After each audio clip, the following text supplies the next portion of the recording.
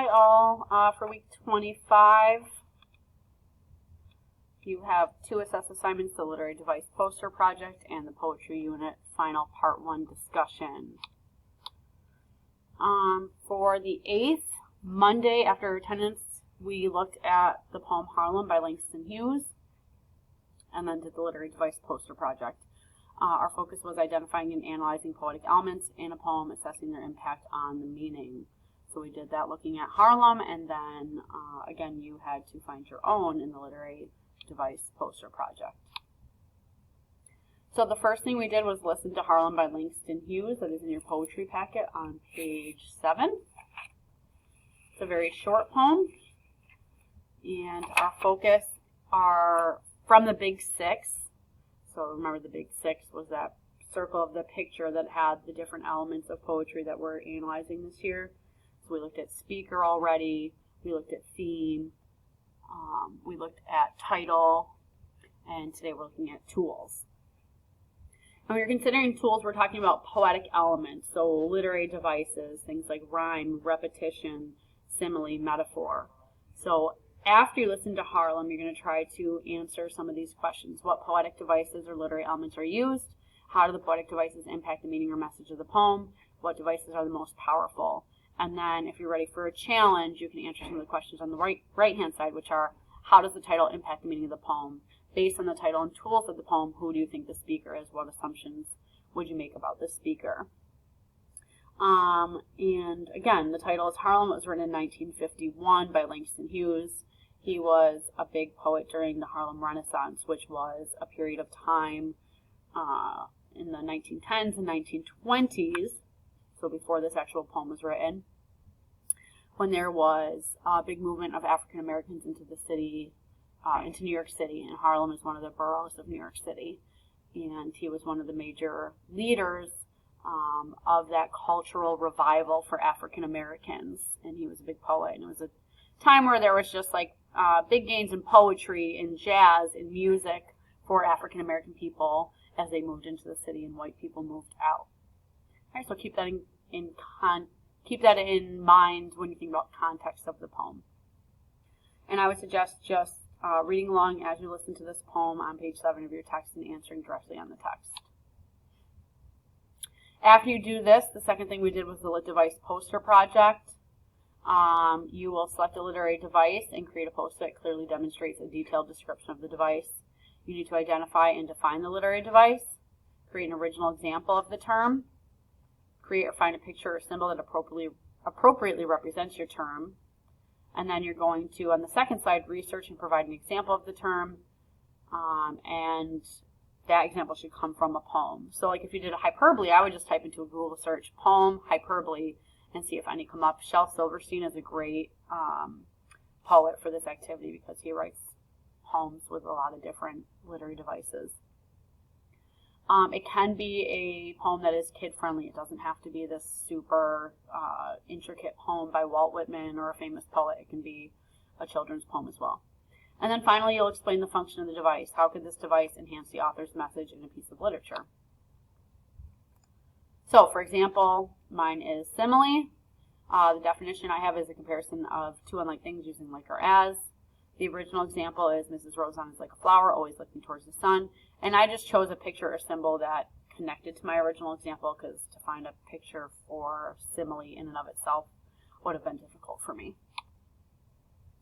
I use the poem Harlem as my example because as we talked about when looking at the poem, there are a lot of similes.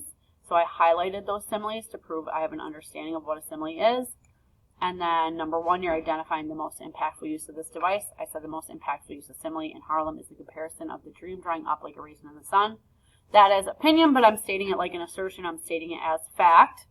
And I can do that because I'm going to explain how the device enhances the author's message. And I said Hughes, the author, is questioning if there is hope when the reader puts off a dream, using the image of a shriveled raisin to show that deferring a dream can cause loss or drying up of that dream. Okay, so if you go into Module 25,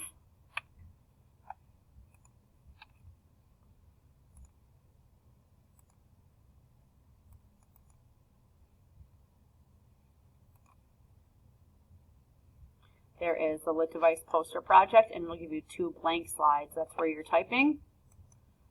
Students in class are allowed to work alone or with a partner. If you're absent, you'll probably be working alone because I can't partner you up. And again, you'll just do the definition, original example, picture symbol. You'll just type right into these slides, and that's what you'll submit. Just be aware, if you were absent, you can see who has done which literary device.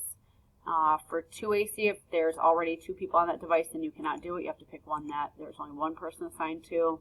And then 4AC, if that's you, you need to pick one, again, where only 1 person is assigned to that device. So you have the choice of hyperbole, tone, or illusion if you're 4AC. And then you can inbox me and let me know. On Thursday, our second day of class, we're going to do the poetry unit final part 1. We'll be using The Hill We Climb by Amanda Gorman, and we'll be engaging in a discussion. So if you're absent, you need to come to Wednesday office hours in order to make this up. That's the only way you can make this up because it is a discussion. And the idea in a discussion is that you're communicating with other people from class. If you printed the poem I sent to your inbox, please be sure to number the lines. If you did not print it, what you'll do first is come over here, back to the modules, and I have the full text PDF if you want to print that out, if you have the ability to print it out. And I numbered the lines so that we're all on the same page. If you don't like the hard copy, for me, I like to write on things, so I would print out the hard copy. I did a side-by-side note-taking document instead. That way, if you want to do any notes, you can type into this side of the document, to the right side. So choose which of those you want to pull up, because we will, during class, be listening to the poem. It's about just under 6 minutes long, about 3 to 4 pages. And as you listen, you're going to focus on annotating to create meaning through making logical inferences and analysis. So analysis means to break down information, and inferences mean to take your background knowledge plus the information presented in a piece of reading and draw conclusions, create meaning. You also want to look to identify poetic devices, so literary elements and figurative language. Figurative language is part of literary elements, but that's your things like simile, metaphor, personification, hyperbole. And then finally, look for repeated words to find theme topics and ultimately to develop central idea statements. And then after we have time to listen, we'll go over the rubric. Essentially the goal is during discussion that you come prepared, having read The Hill We Climb, have time to look it over. I'll probably give you 5 to 10 minutes in class. And then you'll talk, and your goal will be to have at least 2 thoughtful comments, and you want to try to propel the conversation. What that means to propel rather than just participate is you're posing questions, you're responding to questions, you're trying to include someone else. And this is over here in this box. What does it look like? Connecting to someone's ideas, referring to them by name, and adding more details. And the second part of this rubric is referring to specific cited evidence. So you maybe picked out a poetic device and analyze its role in the text, or you find some repeated ideas to develop a central idea or central idea topic, and you're using specific words from the poem and referencing the line numbers in order to get that second advanced grade. Second piece of the content is the evidence. And then it works its way down from there. So what does it look like? What does it look like to get full credit for this? You've highlighted a literary device, you've interpreted its meaning, and then you somehow talk about how it impacts the power, beauty, or persuasiveness of the poem. Maybe you identify a repeated topic or idea in the poem and created a central idea statement, or maybe you found a piece of direct evidence from the text to support an idea and quote it directly in the discussion. Okay, and a reminder, we have no AC classes on Monday. There's staff professional development that day. So your homework is to prepare for your written final. I'm not going to give you the prompt. You will be writing about this poem. I'm not going to show you the prompt yet. However, I'm going to show you what you need to do to prepare for it. The first thing you can do is complete the Nearpod. The Nearpod is, I'm just going to add this detail, on analysis. So if you struggle writing analysis, you'll want to complete that Nearpod. You also might paraphrase the poem in your own words, so either on the side-by-side document or if you're able to print and you want to handwrite to paraphrase. for better understanding and to draw meaning.